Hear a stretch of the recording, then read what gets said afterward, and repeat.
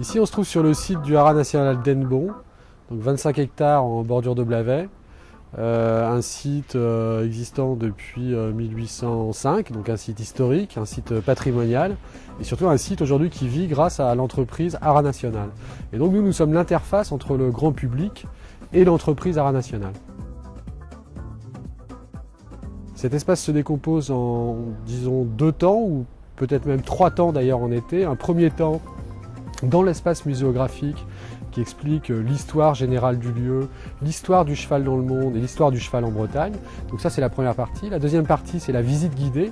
C'est la spécificité du Haras national d'Hennebont et de l'espace découverte, puisqu'on part en visite guidée dans les écuries avec le public pour leur expliquer le travail des agents, le travail du Haras national dans son ensemble, et puis leur faire découvrir aussi la race très particulière des traits bretons et des postiers bretons, puisqu'on est ici dans un des rares sites qui consacre une écurie entière aux postiers bretons.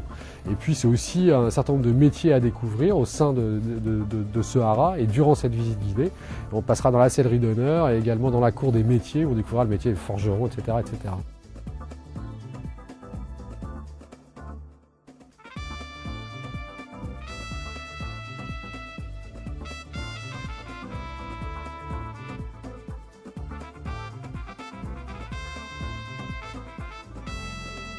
Ici, nous accueillons une troupe de spectacles équestres qui, tous les après-midi, propose un spectacle d'environ 1 heure.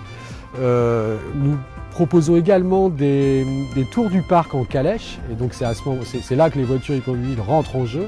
Donc la possibilité de découvrir le parc aussi dans une voiture attelée. Et enfin, au mois d'août, un spectacle nocturne durant la première quinzaine d'août sur une dizaine de dates. Il y a 2 formes de chevaux bretons qui sont les postiers et les traits, mais qui sont tous les 2 des chevaux massifs et qu'on appelle des chevaux de travail. C'est très intéressant dans la mesure où ici on est sur un site de tradition avec des métiers de tradition et qui ont guère évolué depuis 20 ou 30 ans, sinon sur la partie très technique d'insémination et de congélation. Et on a un atelier de sellerie.